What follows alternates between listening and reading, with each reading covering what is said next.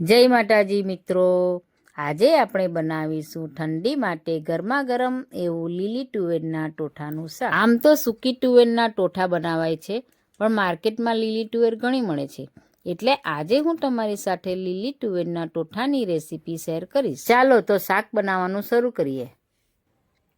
2 glass પાણીમાં 250 ગ્રામ જેટલી લીલી તુવેર આપણે બાફવા મૂકીશું। તેમાં આપણે 1 ચમચી મીઠું એડ કરીશું। અડધી ચમચી જેટલી આપણે બેકિંગ સોડા ઉમેરીશું। બેકિંગ સોડા ઉમેરવાથી આપણો ગ્રીન કલર જળવાઈ રહેશે અને આપણું જલ્દી તુવેરના દાણા કૂક થઈ જશે। ગેસની ફ્લેમ મીડિયમ રાખી 8 થી 10 મિનિટ માટે કૂક કરી લેવાનું છે। જુઓ, અહીં 8 થી 10 મિનિટ જેટલો સમય થઈ ગયો છે। અહીં દાણા આખા રહે તે રીતે કૂક થઈ ગયા છે।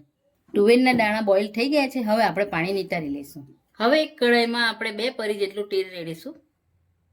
હવે આપણું તેલ ગરમ થઈ ગયું છે, તો આપણે 1 ચમચી જીરું એડ કરીશું। આપણે અડધી ચમચી જેટલો અજમો એડ કરીશું।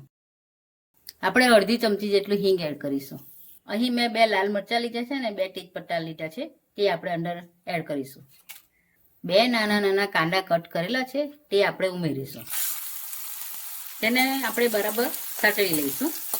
1 ચમચી આદુ લસણની પેસ્ટ છે, તે અહીં એડ કરીશ। અહીં લીલા મરચાંની પેસ્ટ છે 1 ચમચી, તે આપણે એડ કરીશું।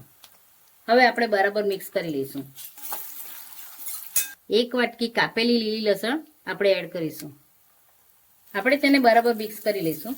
લીલી લસણ નાખવાથી એનો ટેસ્ટ સારો આવે છે। તમારી પાસે જો લીલું લસણ ન હોય તો તમે સૂકું લસણ પણ નાખી શકો છો। અહીં અડધી ચમચી મરચાંની ભૂકી લીધી છે, ધાણા જીરું લીધું છે, હળદર લીધી છે, આપણે આમાં એડ કરીશું।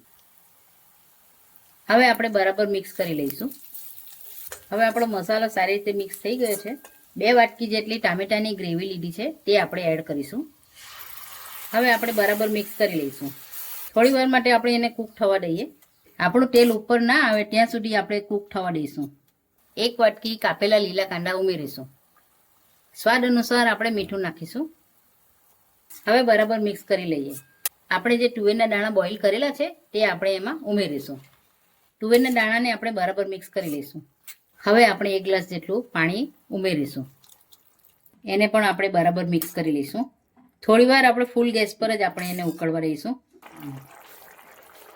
અડધી ચમચી આપણે ગરમ મસાલો એડ કરીશું। હવે આપણે મિક્સ કરી લઈશું। આપણું શાક થઈ ગયું છે। હવે આપણે તેમાં ધાણા ઉમેરી લઈશું। ચાલો હવે આપણે સર્વ કરીએ। અમે એને બ્રેડ જોડે સર્વ કરીએ છીએ। તમે રોટલી જોડે પણ સર્વ કરી શકો છો અને રોટલા જોડે પણ સર્વ કરી શકો છો। હવે આપણે એની ઉપર કાંદો એડ કરીશું। એની ઉપર આપણે સેવ એડ કરીશું। ટેસ્ટ માટે આપણે થોડું લીંબુ નીચવી લઈશું। ચાલો તો હવે આપણું ખાવા માટે રેડી છે। આ શિયાળામાં તમે લીલી તુવેરના ટોઠાનું શાક ઘરે જરૂરથી બનાવો। આવી જ અવનવી રેસીપી જોવા માટે અમારી ચેનલને સબસ્ક્રાઈબ કરો અને બાજુમાં બેલ આઇકોન દબાવવાનું ભૂલતા નહીં।